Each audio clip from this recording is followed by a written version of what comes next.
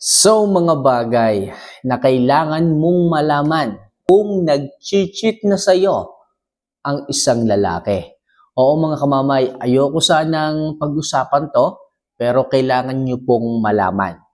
Okay, mga girls, makinig kayo at sana tapusin nyo ang videong ito para sa ganon, hindi kayo malito kung isa ba sa mga sasabihin kong tips is nararanasan mo ngayon.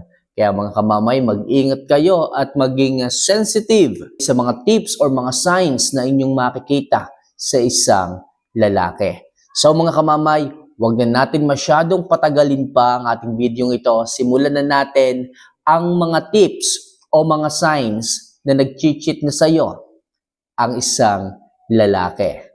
So number 1, madalas na siyang umalis mag-isa at hindi siya nagpapaalam. Oo mga kamamay, kapag ang isang lalaki ay madalas nang wala, tinatanong mo kung nasaan, hindi siya sumasagot ng maayos, sasabihin niya, nandito lang sa tabi-tabi. O kaya naman, pag message mo, ang tagal mag-reply. Okay? At the same time, kung dati-rati naman, lumalabas kayo, magkasama kayo, pero ngayon, lumalakad na lang siya mag-isa. Okay? At hindi pa siya nagpapaalam sa iyo. This oras na ng gabi, hindi pa rin umuwi. Mine-message mo, pero hindi naman nagre-reply. Okay? Mga kamamay, kapag kaganyan ng isang lalaki, okay, may kutob kayo na maaaring nag-cheat na siya sa inyo. Possible, meron siyang kasama. Possible, meron siyang kausap. Or possible, meron siyang inuuna kesa sa iyo. So number 2, naglalambing lang siya kung gusto niyang makipag-loving-loving. Oo mga kamamay, ito lang yung tanging paraan na makikita mo lang siya ulit na maglalambing sa iyo kapag gusto niya na makipag-loving-loving sa iyo. Pero kung ordinaryong araw, hindi mo mararamdaman o hindi mo makikita na naglalambing siya sa iyo, na nagiging sweet siya sa iyo kasi wala siyang kailangan. Kapag kaganyan mga kamamay, na wala na yung dating sweetness, na wala na yung dating kulitan, at nangyayari na lang yun kapag may kailangan siya sa iyo. Alam ko masakit, pero sign yan na nag-cheat sa iyo ang isang lalaki. So number 3, ayaw na niyang bitawan ang cellphone niya. Yes mga kamamay, isa ito sa napakalinaw na sign na malalaman mo at masasabi mo na talagang ang isang lalaki ay merong itinatago sa iyo. Ang isang lalaki ay nag-cheat na sa iyo. Dati-rati naman, kapag siya ay umaalis ng bahay, nagbabasketball, iniiwan lang niya sa ibabaw ng mesa. Kung may makabasa, may humawa, kahit i-check mo, okay lang sa kanya. Kahit maghapon niyang hindi hawakan yon, basta kasama niya ang barkada, basta siya is naglalaro, walang problema. Pero bakit ngayon? Okay, magtataka ka na lang mga kamamay. Kahit sa pagligo, dala pa niya ang kanyang phone sa loob ng CR. Tatanungin mo, bakit dala-dala mo pa yan sa loob ng CR? Sasabihin niya, nagme-music. Hindi naman nagme-music. Tapos paminsan-minsan ngumingiti ng palihim nang siya lang mag-isa. Naku mga kamamay, positive yan. Ibig sabihin, mayroong ibang taong nagpapakilig, nagpapangiti. Okay, sa partner mo o sa isang lalaki kapag kaganyan. Kapag ang isang lalaki ay hindi na mabitaw-bitawan ang kanyang cellphone, hindi mo mahiram. At kapag hinahawakan mo ito is nagagalit siya. Okay, so anong daming dahilan sinasabi sa iyo? Sigurado ako mga kamamay, positive. Meron siyang iniingatan. Meron siyang itinatago at inililihim sa iyo. Kaya mga kamamay, maging sensitive ka at mapagmatsyag sa isang lalaki kapag kaganyan. Sigurado ako mga kamamay, meron siyang ibang pinagtutuunan ng pansin kapag kaganyan.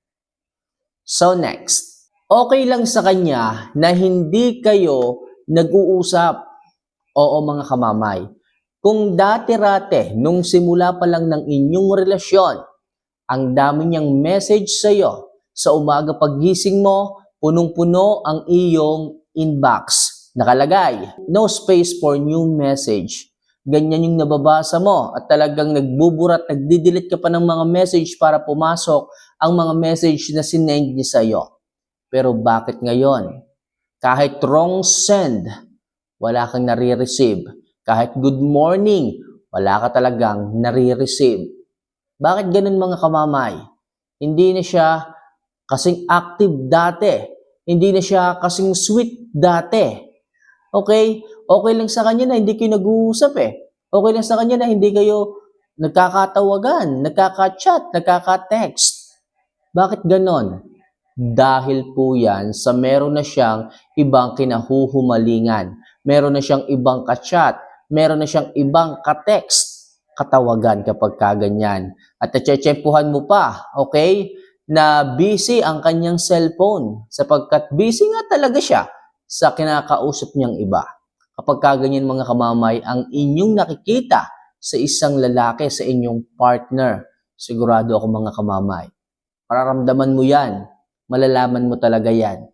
Kahit hindi mo mapakinggan ito, magdududa ka, kukutuban ka sa mga kinikilos ng isang lalaki. Kaya mga kamamay, sinasabi ko palagi sa inyo, kapag kayan ay hindi na nagme-message, nag-update sa inyo, na okay lang sa kanya na maghapon kayong hindi nagkikita, hindi nagkakasama at nagkakausap, malamang sa malamang, meron siyang kinababaliwan na ibang babae. So mga kamamay, bago ko po ituloy ang ating mga tips na to, kung nagugustuhan mo ang aking mga love advice, huwag mo kalimutan na mag-subscribe, mag-like, at pindutin mo na rin yung notification bell para sa mas marami pang love advice na kagaya nito. So next, wala nang spark ang usapan ninyo at madalas hindi na siya nagkukwento.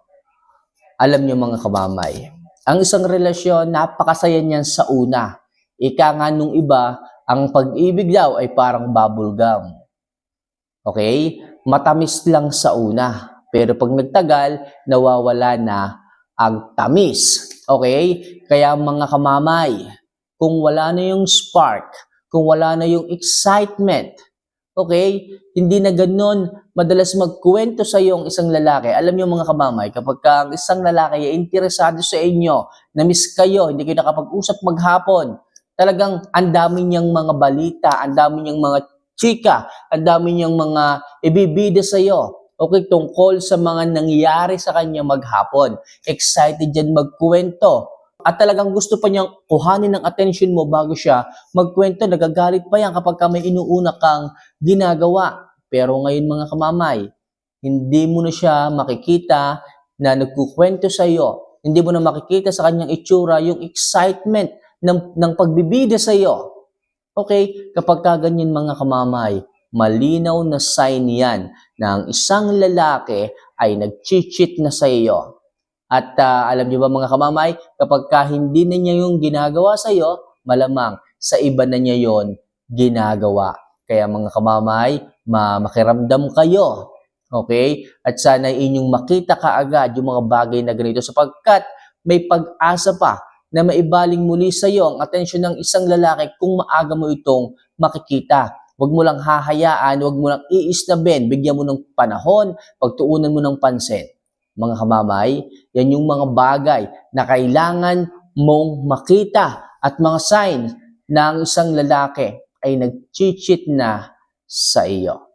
Sana mga kamamay makatulong. Alam ko yung iba dyan, nangyayari sa inyo. Alam ko yung iba dyan, matagal nang napapansin ito. Kaya ikaw, kung ikaw yung babaeng ginaganyan, mag-comment ka naman dito. Okay, para naman kahit papaano, makapaglabas ka ng sama ng loob. Magkwento ka naman. I-comment mo dito mga kamamay. Pag nabasa ko yan, bigyan natin ng pansin.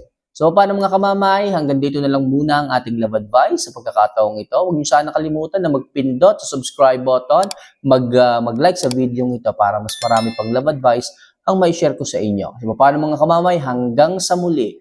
See you for our next vlog. Paalam.